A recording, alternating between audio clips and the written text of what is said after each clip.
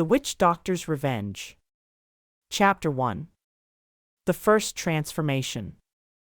I will never forget that night. The full moon rose high above our village, glowing like fire in the sky. The air was thick and heavy, as if warning us of danger. I heard the first scream from Mama Chipo's hut. It was not the sound of a woman, it was the howl of something wild. I ran outside with others. We watched as Mama Chipo stumbled into the moonlight. Her arms bent backwards. Her mouth stretched long, sharp teeth pushing through her gums. Her body twisted, bones cracking, until she dropped to the ground. Before our eyes, she became a hyena. A real one. Her eyes were still human, filled with terror, but her voice was gone. She snarled once, then ran into the night, vanishing into the dark. Her husband cried out, chasing after her, but we all pulled him back. There was nothing he could do. That was the first time we saw the curse. None of us understood it then, but we soon would. Chapter 2. Whispers of the Past. Before Mama Chipo changed, our village had already been carrying fear in silence. Months earlier, the elders had driven out a man named Murogi the witch doctor. He had been with us for many years, feared and respected. People went to him for charms to protect their crops, or medicines to heal their children. But he always asked for too much in return. Sometimes goats, sometimes chickens, and sometimes things far worse. When the chief's son died after drinking one of his potions, the people turned against him. The elders shouted at him, chased him, and burned his hut. I was there when he walked away into the forest. His face twisted with hate. He raised his staff and cursed us.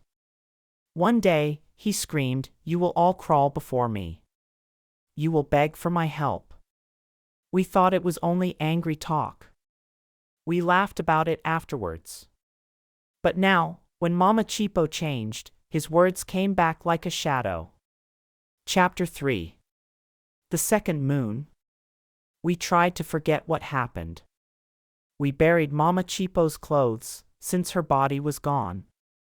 Her husband sat outside his hut every night, waiting for her to return. But the fear stayed in our hearts.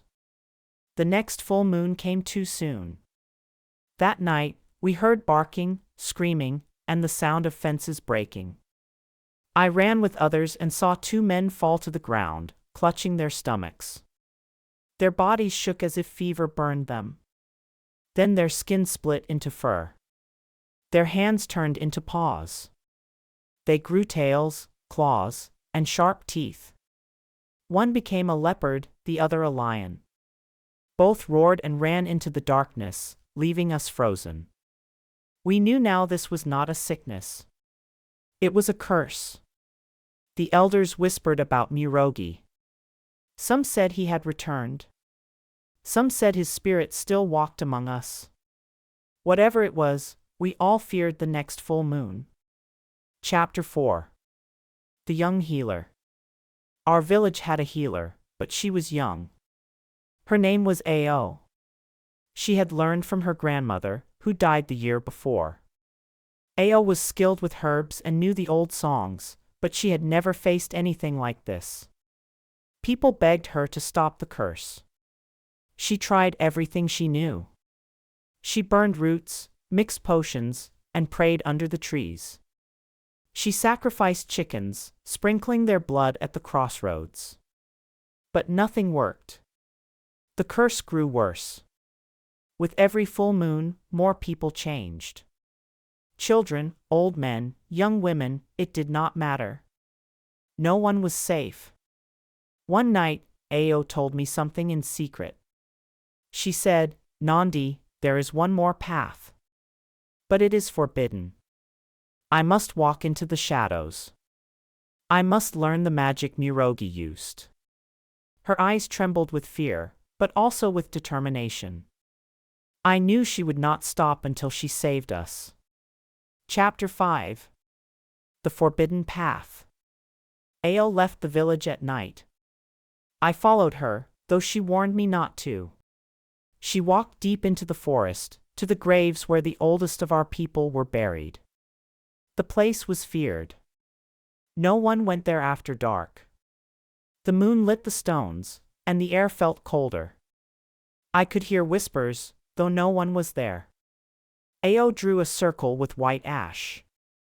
She cut her palm with a knife and let the blood drip into the earth.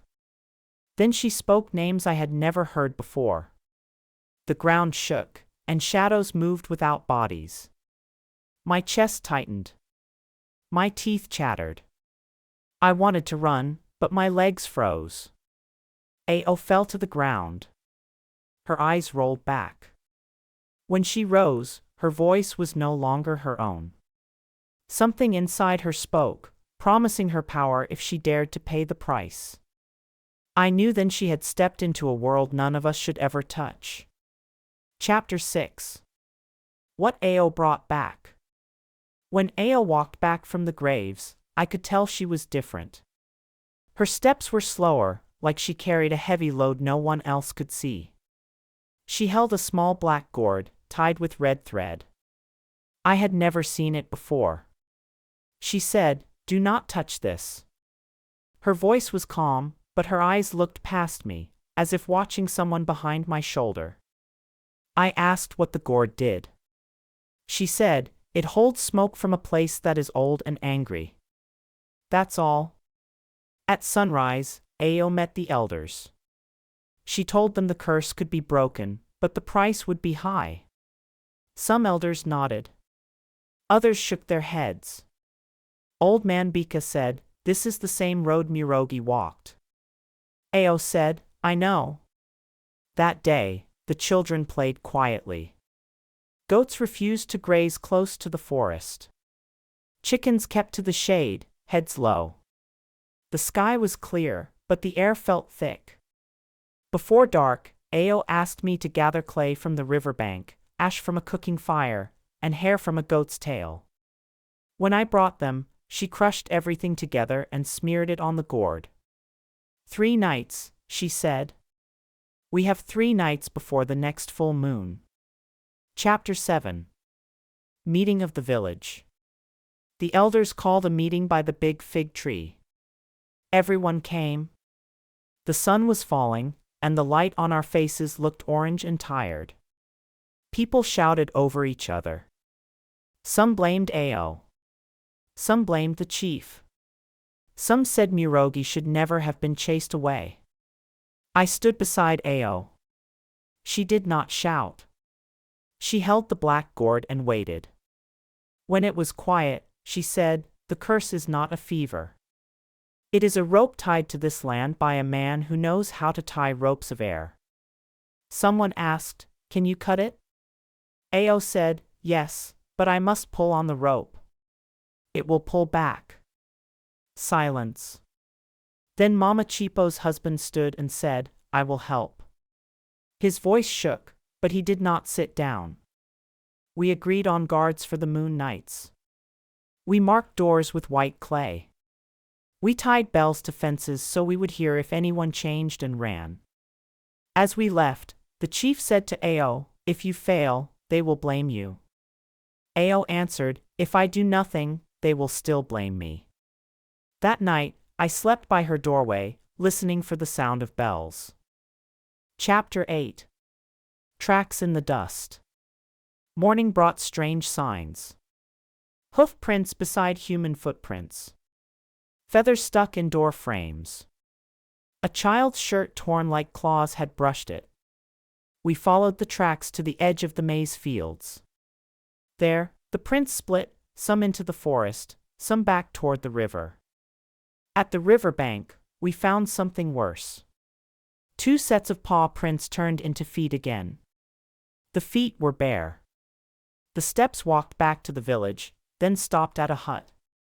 The hut belonged to Jemba, a quiet man who sold baskets. He sat outside, shaking.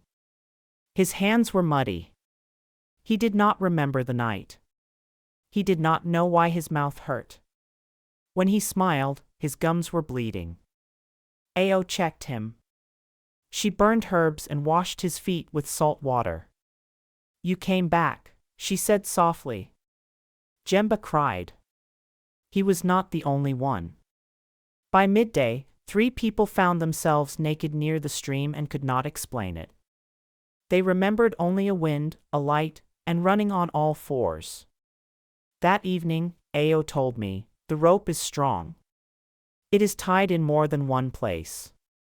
Where? I asked. In the ground, in the wind, and in our fear, she said. Fear is the tightest knot. Chapter 9. The Old Woman's Warning. Before sunset, we walked to see Gogo Monde, the oldest woman in our area. She could not stand straight, but her eyes were sharp. She listened as Ao spoke of the curse, the gourd, and the graves. Then she nodded slowly. Long ago, Gogo said, a healer saved a village by trapping a curse inside smoke. But the smoke wanted a keeper. The keeper never married. The keeper never slept well. The keeper died young. I felt cold. Is there another way? I asked. There is always another way, Gogo said, but it is usually worse. She told Ao to gather soil from 3 places, the burial ground, the meeting tree, and the chief's doorway. Mix them with ash and spit. Draw a line at the edge of the village, Gogo said. It will not stop the curse. But it will slow it long enough for you to find the rope's heart. The rope's heart? I asked. The part that beats, Gogo answered. We thanked her and left. On the path home, Ao whispered, the rope's heart is Murogi's pride. We cut that, and the rope dies. How do we cut pride? I asked. With shame, Ao said. Or with something he fears more than shame. Chapter 10. The Red Thread. We spent the next day making the line around the village as Gogo said. Soil, ash, spit. Simple things. Real things. Children helped. They took it seriously. Even the boys who liked to joke were quiet. Ao wrapped the black gourd with red thread. She tied it 7 times, then pushed a small bone under the knot. This is not for luck, she told me. It is for focus. At noon, a trader from the next village came with news. He said he saw a tall man at the forest edge at night, face hidden, staff in hand. The man spoke to hyenas like a father speaks to sons. The hyenas listened. The trader swore it was Murogi. We told the chief. We told everyone. Some people wanted to run away to other villages. The chief said, if we run, the rope follows. That night, we put bells on our ankles and wrists. If anyone changed, the bells would ring. We sat in circles of 5, holding hands. When the moon rose, the bells trembled, even when no one moved. The sound was small but steady, like breath through teeth. Ao whispered, he is testing us. Do not break the circle. Chapter 11. The Test. The first scream came from the cattle pen. A young man named Sephu fell to his knees. His back arched. Hair spread across his skin. We did not let go. We kept the circle. We prayed with our mouths closed and our hands tight. Ao stood and faced Sephu. She held the black gourd. If you hear me, she said, blink twice. Sephu blinked twice before his eyes turned yellow. Ao blew on the gourd. A thin smoke slipped out and wrapped around Sephu's head. He shook like a drum in a storm. The bells on his wrists rang fast. Then the hair stopped growing. The claws pulled back. He gasped. He was human again, sweating and shaking, but he was Sephu. We stared at Ao. She looked older in that moment. Do not thank me, she said. It stole something from me to give back to him. The moon climbed higher. 2 more people started to change. Ao saved one. The other ran, snapping the rope of our hands, and jumped the fence like a beast. We heard it roar in the dark. Ao sat down hard. He is close, she said. He is watching how we fight. Chapter 12. Signs of Murogi. At dawn, we found 3 sticks stuck in the soil near the meeting tree. They made a shape like a doorway. A small pile of ash lay between them. Ao said, "Do not touch." She circled the sticks with salt and spoke a short prayer. Then she poured water on the ash. It hissed like a snake. On the tree trunk, a mark had been cut, just 1 line, long and straight. "Murogi is counting nights," Ao said. "The chief sent runners to warn other villages. He told them not to travel by moonlight. He told them to keep children indoors." By afternoon, the sky turned gray. No rain fell, but the smell of rain was strong. Birds were quiet. Even the dogs slept with their noses under their tails. Ao asked me to gather old things, a broken pot, a dead man's comb, a torn drum skin, and a widow's headscarf. "What for?" I asked. "To make him remember what he lost," she said. "Pride breaks when it remembers." We placed the items in front of the meeting tree. Ao lit a small fire. The smoke rose in a thin line, as if it knew the way to his eyes. Chapter 13. The Bargain. That night, Ao told me the truth. "I spoke to something at the graves," she said. "It asked for a keeper." I said yes. "What does that mean?" "It means, when I open the gourd, I am not the only one breathing." I felt a chill. "Is that safe?" "No," she said. "But it is the only road left that still reaches the end." She drew a small circle in the dust and put the broken pot, the comb, the drum skin, and the scarf inside it. Then she stood outside the circle and called Murogi by name. We waited. Wind touched our faces, though the trees did not move. A voice came from the dark. Not loud. Not near. But clear. "Return what is mine," it said. Ao answered, "Return what is ours." Silence. Then a laugh, too thin to be human. Ao closed her eyes. "He will come," she whispered. "Not because I called him, but because he wants to show me I am small." I asked, "Are you small?" "Yes," she said. "But I am not alone." Chapter 14. The Children's Night. We placed mothers and children in the school hut. We tied the door from the inside and sat by it with spears and sticks. I could hear the men outside, moving from fence to fence, checking the bells. A boy started to shake. He tried to hide it, but his teeth rattled. His mother held him and sang. Ao knelt, opened the gourd a finger's width, and let 1 breath of smoke curl into his face. He stopped shaking. He slept. 2 girls turned to peck at the window like birds, their fingers twitching like wings.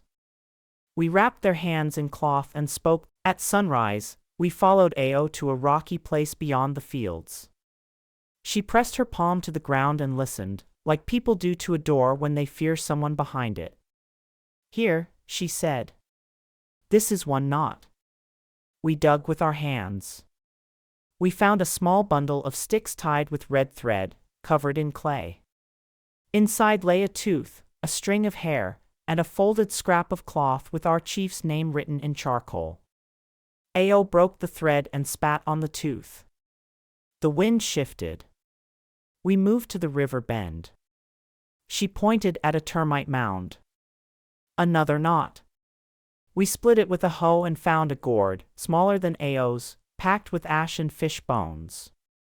Ao sang low and steady. She crushed the gourd under her heel.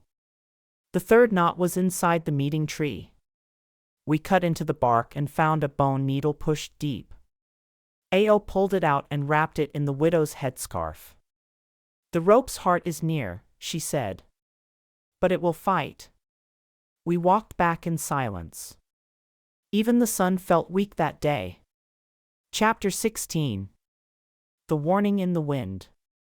By afternoon, the wind started to talk. I know that sounds foolish, but it is what I heard, whispers sliding through the grass, words bending like smoke. People clutched their chests and said they felt heavy. Babies cried for no reason. Ao stood in the center of the village and lifted the black gourd high. Listen, she said. If the wind calls your name, do not answer. If your dead mother calls you, do not answer. If you see a shadow that looks like your child, do not follow. We nodded. We did not want to believe, but we believed. Near evening, cows faced the forest and would not turn away. Goats refused water. Dogs lay stiff, eyes wide open, ears flat. Ao rubbed ash on our foreheads. When the moon is full, she said, he will step into the open. Can you stop him? I asked. I can make him choose between power and pain, she said. He will pick power. Then I will give him pain. She smiled, but it was not a happy smile. It was the smile of someone ready to be hurt. Chapter 17. The full moon gathers. The moon rose large and slow, like it knew we were watching. We formed circles again. We tied our wrists with cloth so we would not break hands in fear. The first changes came fast. An old man's tongue split and hissed, but Ao cooled it with smoke. A woman's fingers curved into claws, but we wrapped them and spoke her name until her hands were hands again. Then children began flapping their arms, eyes bright like small fires. We sang their names together, loud and strong. A stampede of hooves crashed from the far end of the village. Fences broke. Dust lifted. Through the dust, a tall shape stood. A staff glowed red at the tip. He wore a cloak made of many small skins, sewn together like tears. Murogi. He did not speak. He just smiled. Ao stepped forward with the black gourd. The night seemed to lean toward them both, as if even the dark wanted to see. Return what is ours, Ao said. He tapped his staff once on the ground. The bells on our wrists all rang at the same time, then fell silent. The fight had begun. Chapter 18. Smoke against fire. Murogi lifted his staff. Red light pulsed from it, slow and deep, like a heart. People cried out. Two men dropped, halfway animal, halfway human. Ao opened the gourd. Thick smoke curled out, not up but forward, like it knew where to go. It wrapped the two men and pressed them flat to the ground until the first slid back into their skin. Murogi laughed and made circles with his staff. Hyenas trotted from the shadows and sat, waiting, tongues out. Ao spoke words I did not know. Her voice doubled, as if someone spoke with her. The hyenas stood, confused, then backed away, whining. Murogi's face turned hard. He pointed his staff at Ao. The red light jumped like a snake. Ao held the gourd in front of her chest. The light hit it and scattered into sparks. Some sparks landed on my arm and stung like nettles. Enough, Ao said. Enough of your pride. Murogi spat. You are a child. Yes, Ao said, and I am a mirror. He flinched. Just a little. But I saw it. Chapter 19. The Mirror of Shame. Ao dropped the broken pot, the dead man's comb, the torn drum skin, and the widow's headscarf at Murogi's feet. Remember who you were, she said. Remember who you hurt. For a breath, the red light dimmed. I saw Murogi's eyes move the way a man's eyes move when he sees a grave with his own name carved on it. He swung his staff hard, and the ground cracked between them. Ao opened the gourd wide. Smoke poured out like a wall. In the smoke, I thought I saw faces, people we had lost, looking at Murogi without fear. He shouted and stepped back.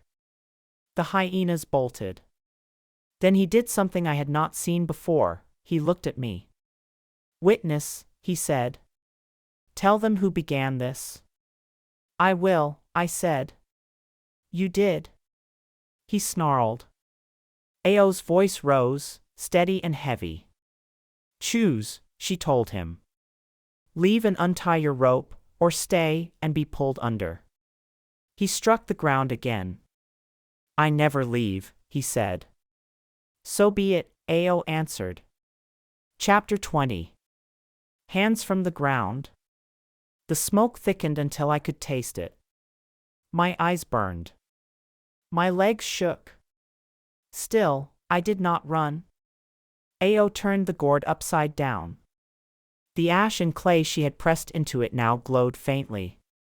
She spoke one last word, a word I cannot write because I do not want to see it again. The soil under Murogi softened. His feet sank a little. He laughed and said, "Tricks." Then hands, dark, thin, and many, rose from the ground and caught his ankles.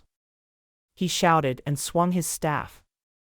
The red light cut 3 hands, and they turned to dust. More hands rose. He sank to his knees. "Untie it," Ao commanded. Murogi screamed something in a language older than our river. The red light flickered, then broke. I heard distant bells ring by themselves, from fences that had already fallen. Murogi clawed at the air like a drowning man. The hands pulled. The earth took him to the waist, to the chest, to the neck. "Look at me," Ao said. He looked. "Return what is ours," she said again. He closed his eyes. The ground swallowed him. The staff fell and went dark. Chapter 21. After the fall. Silence came like a blanket. We stood there, afraid to breathe. Then the smoke thinned. People coughed and looked at their hands. They were hands, not paws. The men who had half changed were human again. The children stopped flapping their arms. Ao dropped to her knees. I ran to her. Her skin was cold, her pulse fast. "It is not over," she whispered. He left knots. We moved through the village, house by house. We found small things hidden in corners, bones tied with thread, feathers smeared with ash, stones scratched with marks. We burned them in a pit with salt and pepper leaves. Mama Chipo's husband stood alone by the fence. He stared at the forest.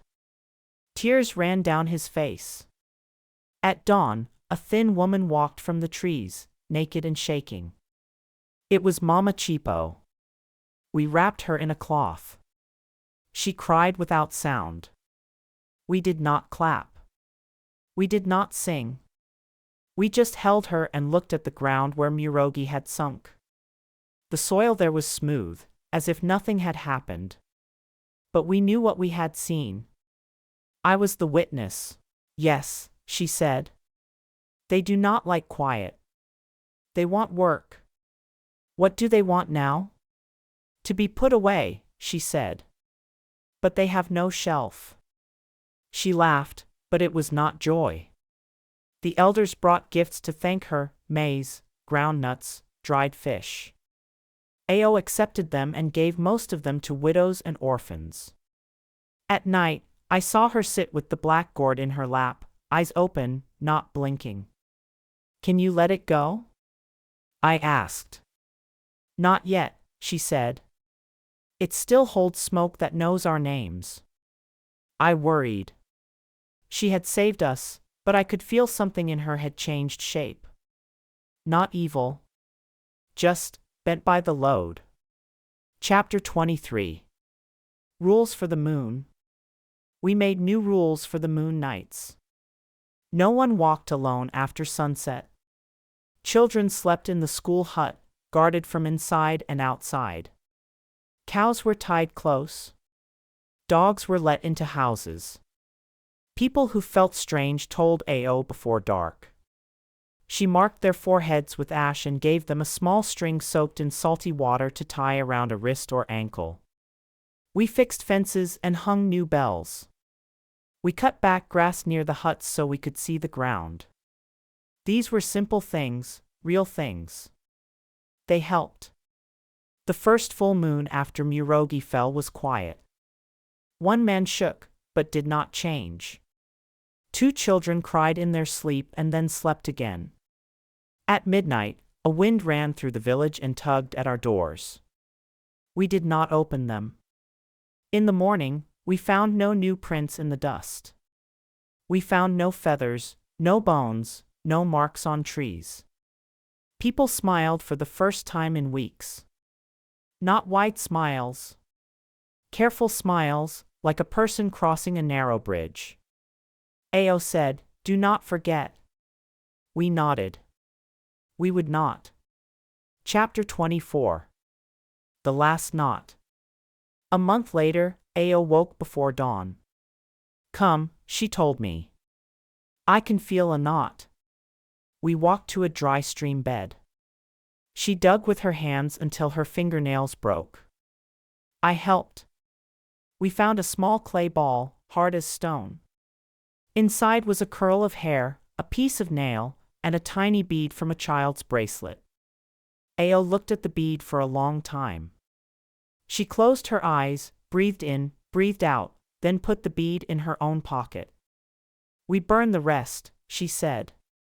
We lit a small fire. As the hair and nail burned, the flame bent, like a plant turning to the sun. Ao whispered, "Now it is done." I asked, "Will the changes return?" "Not from him," she said. "Maybe from someone else one day. But not from him." We stood there, listening to the soft crackle of the fire. Birds began to sing, quiet and simple. Ao handed me the black gourd. "Keep it for now," she said. "If I keep it tonight, I will not sleep. If I never sleep, I will not be Ao." I took the gourd. It felt heavy, but it did not scare me. Chapter 25. I am the witness. I keep the gourd wrapped and hidden. I do not open it. I do not speak the names. I walk to the graves only in daylight. Our village is calm now. We work. We argue. We laugh a little. We also listen more. We respect the line between night and day. Ao is still our healer. She smiles sometimes. Her eyes are still darker than before, but they are her eyes. Mama Chipo sells vegetables at the market again. She does not go out at night. No one blames her. When the moon is full, we follow the rules we made. We tie bells. We hold hands. We speak names. We stay human. People ask if this story is true. I tell them yes. It is scary. It is African. It is told from my point of view. It is based on realistic events, things you can see, touch, and fear when the light is low. I am the witness. I saw Murogi sink. I saw Ao rise. If you hear a bell ring once in the night, do not open your door. If a voice you love calls you from the dark, do not follow. Remember the witch doctor's revenge. Remember, and live.